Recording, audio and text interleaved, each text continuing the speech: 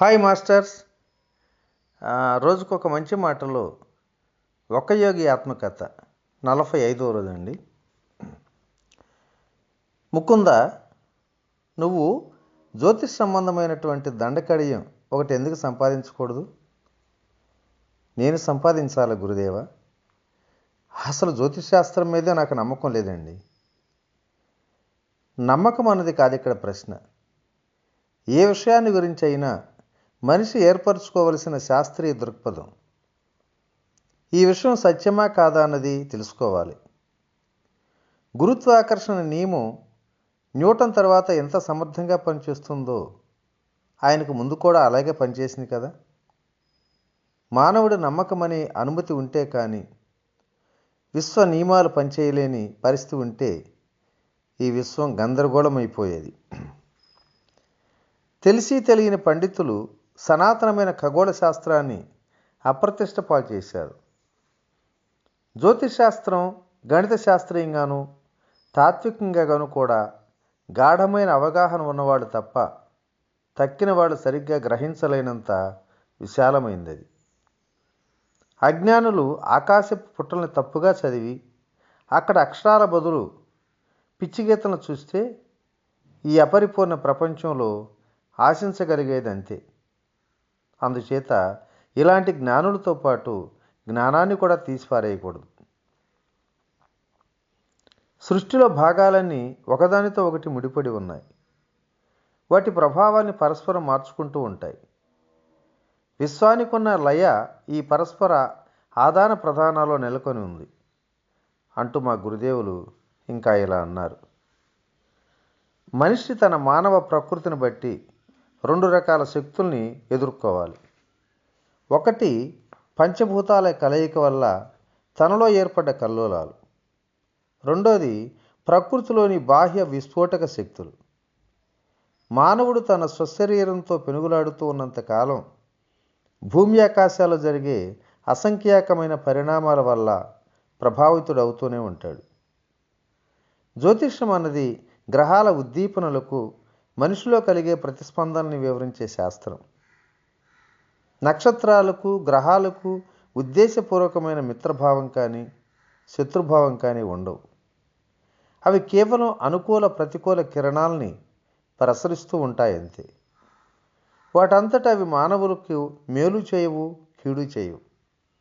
కానీ ప్రతి మనిషి గతంలో తాను కల్పించిన కార్యాకరణ బాహ్య పరిక్రియకు అవి నియమబద్ధమైన ఒక మార్గాన్ని ఏర్పరుస్తాయి. ఫలానా రోజున ఫలానా సమయంలో ఒక పసివాడు పుట్టాడంటే ఖగోళ కిరణాలు గణిత శాస్త్రపరంగా అతని కర్మకు ఖచ్చితంగా అనుకూలమై ఉన్న సమయంలోనే అతను పుట్టాడన్నమాట. మార్చటానికి వీలు లేనంతన గతాన్ని, దానివల్ల భవిష్యత్తులో సంభవమయ్యే ఫలితాల్ని వెల్లడించే అతని జాతకం సవాలు చేసే ప్రతిరూపం అన్నమాట. సహజ జ్ఞానం ఉన్నవాళ్లే జాతక చక్రాన్ని సరిగ్గా అన్వయం చేసి చెప్పగలరు. అయితే వీళ్ళు బహుకొద్దిమందే. పసివాడు పుట్టిన సమయంలో ఆకాశంలో ప్రస్ఫుటంగా ప్రకటితమయ్యే సందేశం విధిని, అంటే వెనకటి మంచి చెడ్డల కర్మఫలాల్ని నొక్కి చెప్పటానికి కాదు. విశ్వ బానిసత్వం నుంచి బయటపడాలన్న ఇచ్ఛ మనిషిలో రగులు కొల్పటానికే. తాను చేసిన దాన్ని తాను మార్చుకోగలడు. అతని జీవితంలో ఇప్పుడు ఏ ఏ ఫలితాలు కనిపిస్తున్నాయో వాటికి మూలకారకుడు అతనే కానీ మరెవరూ కాదు. అతను ఏ పరిమితినైనా అధిగమించగలడు. కారణం ఏమిటంటే అసలు ఆ పరిమితిని తన కర్మల ద్వారా ఏర్పరచుకున్నవాడు తానే కనుక అతనికి గ్రహపరమైన ఒత్తిళ్లకు లొంగని ఆధ్యాత్మికమైన వనరులు ఉన్నాయి కనుక. జ్యోతిష్యం మీద మూఢభక్తి మనిషిని యాంత్రిక మార్గదర్శకత్వం మీద గుడ్డిగా ఆధారపడే మరమనిషిగా తయారు చేస్తుంది. కానీ వివేకవంతుడు తన భక్తి ప్రవృత్తులను సృష్టి మీద నుంచి సృష్టికర్త మీదకు మళ్లించి తను గ్రహాల్ని ఓడిస్తాడు. అంటే తన గతాన్ని ఉమ్ము చేస్తాడు. పరమాత్మతో తనకు గల ఏకత్వాన్ని అతను ఎంత ఎక్కువగా గ్రహిస్తుంటే భౌతిక ప్రపంచం అతని మీద ప్రాబల్యం వహించడం అంతగా తగ్గుతూ ఉంటుంది. ఆత్మ ఎప్పుడూ స్వేచ్ఛగా ఉండేది. దానికి పుట్టుక లేదు, చావు లేదు. గ్రహ నక్షత్రాలు దాని మీద ఆధిపత్యం వహించలేవు. మనిషి అంటే ముఖ్యంగా ఆత్మ ఒక శరీరంతో కలిగి ఉంటాడు. అతను తానెవరో సరిగా తెలుసుకున్నప్పుడు నిర్బంధకాలని అన్నింటినీ విడిచిపెట్టేస్తాడు. అతను ఆధ్యాత్మిక విస్మృతి అనే తన సాధారణ స్థితిలో గందరగోళంగా పడి ఉన్నంతకాలం పరిసర నియమం తాలూకు సూక్ష్మ శృంఖలాల్ని చిక్కుకొనే ఉంటాడు. దేవుడంటే సామరస్యం. దేవుడితో ఐక్యానుసంధానం పొందిన భక్తుడు ఏ పని తప్పుగా చేయడు. అతని కార్యకలాపాలు జ్యోతిష్ నియమానుసారంగా సరిగా సహజంగా జరగవలసిన సమయంలో జరుగుతాయి. గాఢంగా ప్రార్థన ధ్యానం చేసిన తరువాత అతనికి దివ్య చైతన్యంతో సంపర్కం ఏర్పడుతుంది.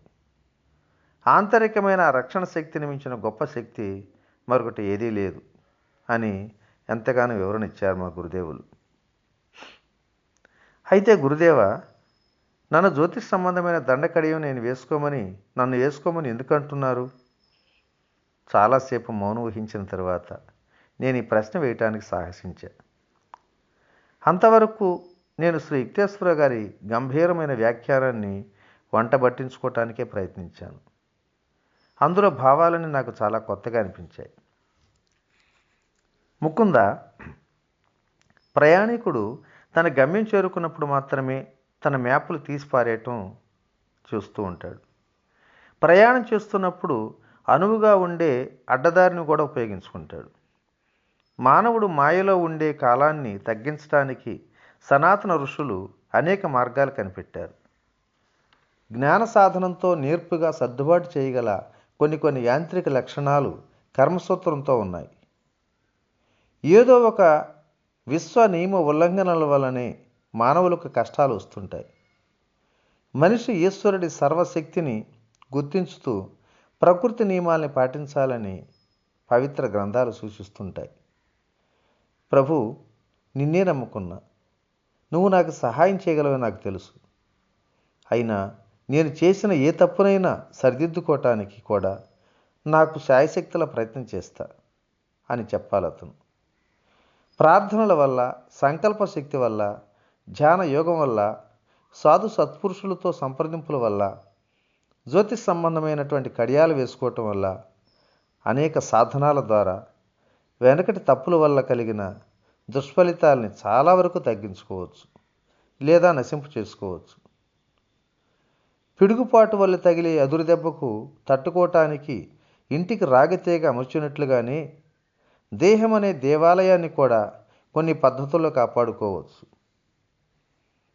విద్యుత్ అయస్కాంత కిరణాలు ఈ విశ్వంలో అవిచ్ఛిన్నంగా ప్రసరిస్తూ ఉన్నాయి. మనిషి శరీరానికి అవి మంచి చేయొచ్చు, చెరుపు చేయవచ్చు. అనేక యుగాల క్రిందట మన ఋషులు సూక్ష్మమైన విశ్వ కిరణాల ప్రభావాల్ని, దుష్ఫలితాలని పోగొట్టే సమస్యను గురించి ఆలోచన చేశారు.